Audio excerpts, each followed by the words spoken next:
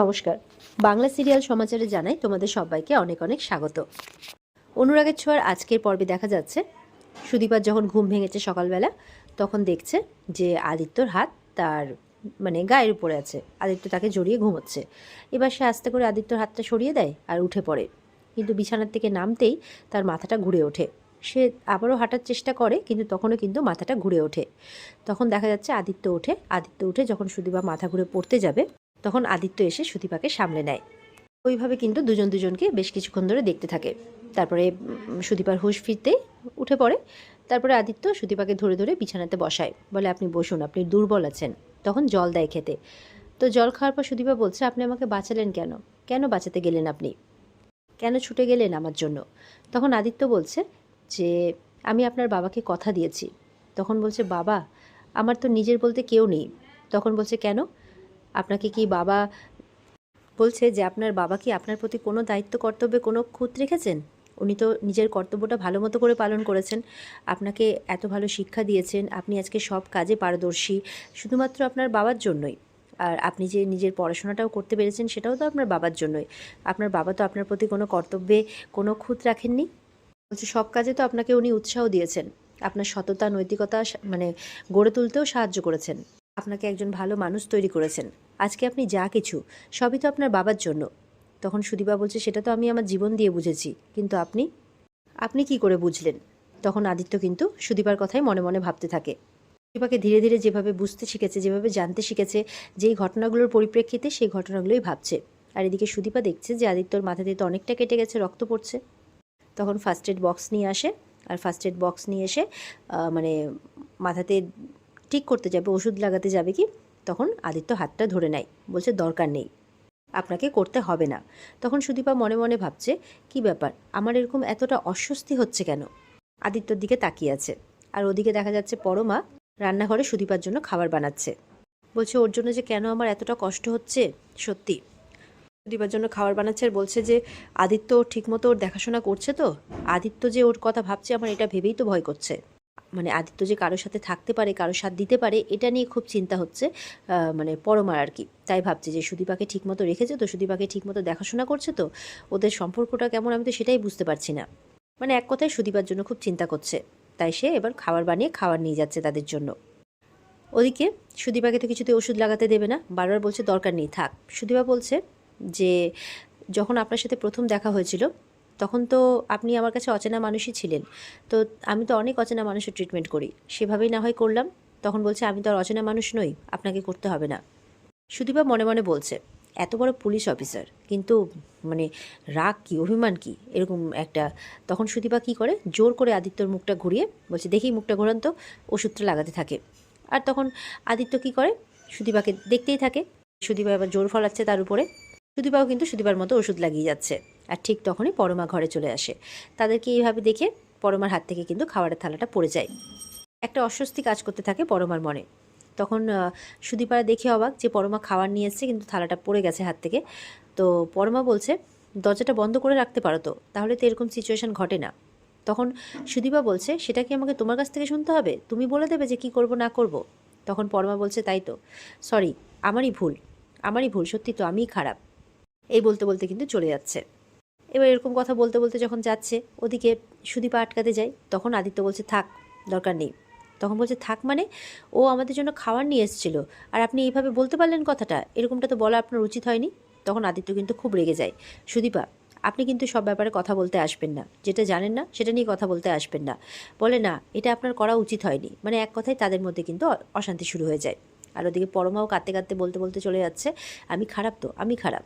তারপর অভ্র চলে এসছে সামনে, বেরোতে গিয়ে সামনাসামনি ধাক্কা লাগতে যাবে আর কি। তখন অভ্রকে বলছে, দেখো, আমি কিন্তু শুধুমাত্র আদিত্যের জন্য খাবার নিয়ে যাইনি, আমি কিন্তু ওদের দুজনের জন্যই খাবার নিয়ে গেছিলাম। আর শুধু খাবারটাই নিয়ে গেছিলাম, আর কিন্তু অন্য কোনো ইন্টেনশন আমার মনে ছিল না।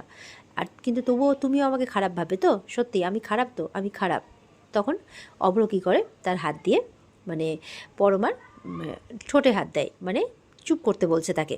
আর এদিকে নিজের মুখেও হাত দিয়ে চুপ করতে বলছে। তো পরমা কিন্তু তখন তাকিয়ে আছে অভ্রের দিকে, অভ্র পরমার দিকে, পরমা অভ্রের দিকে, যে এইভাবে ওকে মুখে স্পর্শ করে চুপ করতে বলছে আর কি।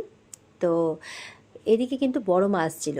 বড় মা তেমনভাবে থাকতে দেখে ফেলে তাদেরকে। তো এবার মনে মনে বলছে, ইস, এই ছেলে দুটো যে কি করছে না, কি বলবো আর। রাগ করে চলে যায় ঘরে। আর এদিকে পরমা তো দেখেই যাচ্ছে অভ্রকে, কারণ এতদিন তো অভ্রের রাগটা দেখেছে, এবার সে অভ্রের ভালোবাসাটা দেখছে, তাই কোথাও না কোথাও কিন্তু মনের পরিবর্তন হচ্ছে মানে পরমারও। পরমা কিন্তু চুপচাপ ঘরে চলে যায়, আর অভ্র পরমাকে দেখতেই থাকে। এরপরে পরমা ঘরে গিয়ে রূপাকে জড়িয়ে ধরে কাঁদতে থাকে।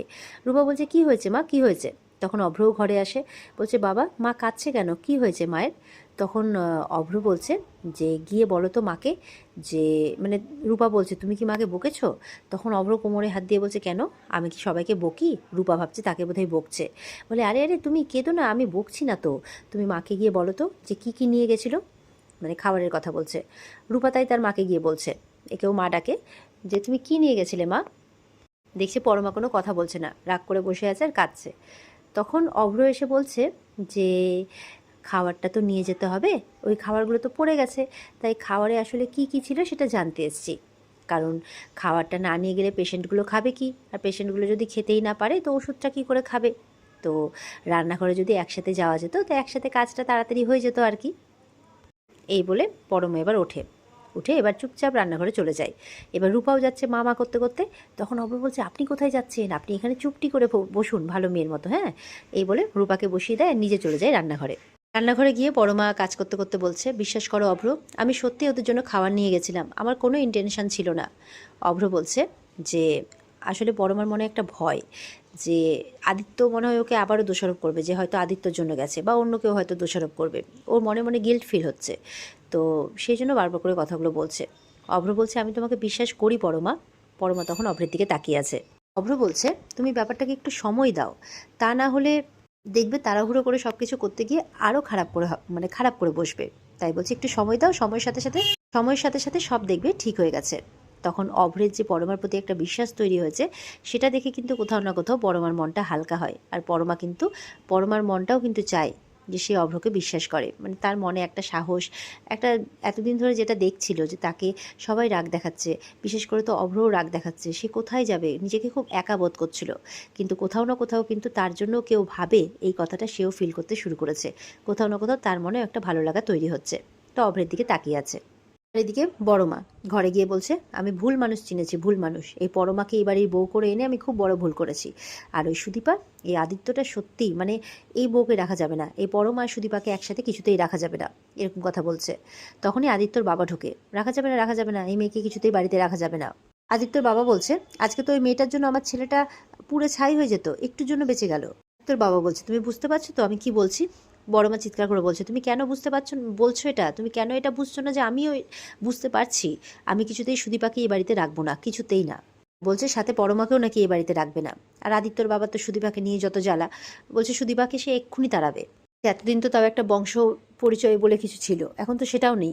ওই চিটিংবাজটা তো সব মিথ্যে কথা বলেছে, মানে এরকম একটা ব্যাপার। চিটিংবাজটা ইচ্ছে করে বিয়ে দিয়ে দিয়েছে মেয়ের সাথে এখানে, তো সেই মেয়েকে কিছুতেই রাখা যাবে না। আর ওই কুন্তলার কথা বলছে যে মা তো বিধান দিয়ে দিয়েছেন, যত তাড়াতাড়ি সম্ভব মেয়েকে বের করতে হবে, না হলে নাকি ঘোর অমঙ্গল। বড় মাও সেই মতো করে তালে তাল মেলাচ্ছে। এদিকে এবার অভ্রকে বলছে, মানে অভ্র বলছে পরমাকে, কি করছিলে? বলে, না মানে আমি জাস্ট ট্রাই করছিলাম। বলে, আচ্ছা ঠিক আছে, তুমি এদিকে এসো, আমি করে দিচ্ছি। এই বলে অভ্রই কিন্তু মানে সমস্ত শসা টমেটো এই সমস্ত কাটছে, কেটে পাউরুটি নিয়ে এসছে, দিয়ে স্যান্ডউইচ বানাচ্ছে। আর ওদিকে মানে পরমা পাউরুটিতে বাটার লাগাচ্ছে। এতটা পরিমাণ বাটার লাগিয়ে ফেলেছে যে সে আর বাটার নিয়ে করতে পারছে না। তো বলছে যে, অভ্র, মানে এরম করছে। অভ্র বলছে, কি হয়েছে? বলছে যে, দেখো না একটু বেশি হয়ে গেছে না?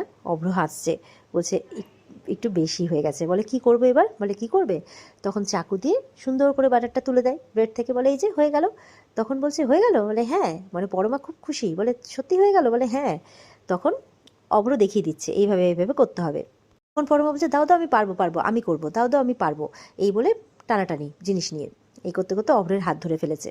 তখন তো অভ্র আর পরমা দুজনের দিকে তাকিয়ে আছে। পরমা বুঝতে পেরেছে সে তার হাত ধরে ফেলেছে, এবার ফট করে হাতটা ছাড়িয়ে দেয়। অভ্র বলছে, আচ্ছা আচ্ছা নাও, তুমিই করো। তো এরপরে কিছুক্ষণ পর দেখা যাচ্ছে যে সুগার পাউডার ভেবে ময়দা নিয়ে এসছে পরমা। বলে, এই নাও সুগার পাউডার।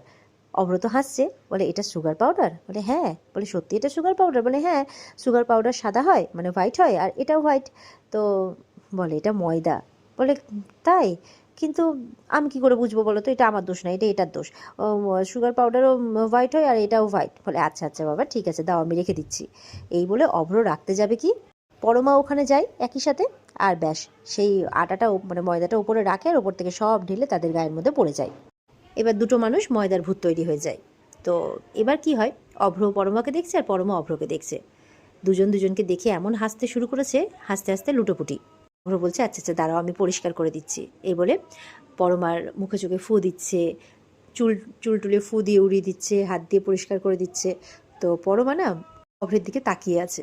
অভ্র যে এতটা কেয়ার করছে, কেউ যে তার এতটা কেয়ার করতে পারে, ভেবে না মানে ভেবে ভেবে কোথাও না কোথাও তার খুব ভালো লাগছে। এই জন্য অভ্রের প্রতি পরমারও কিন্তু একটা ভালো লাগা তৈরি হচ্ছে।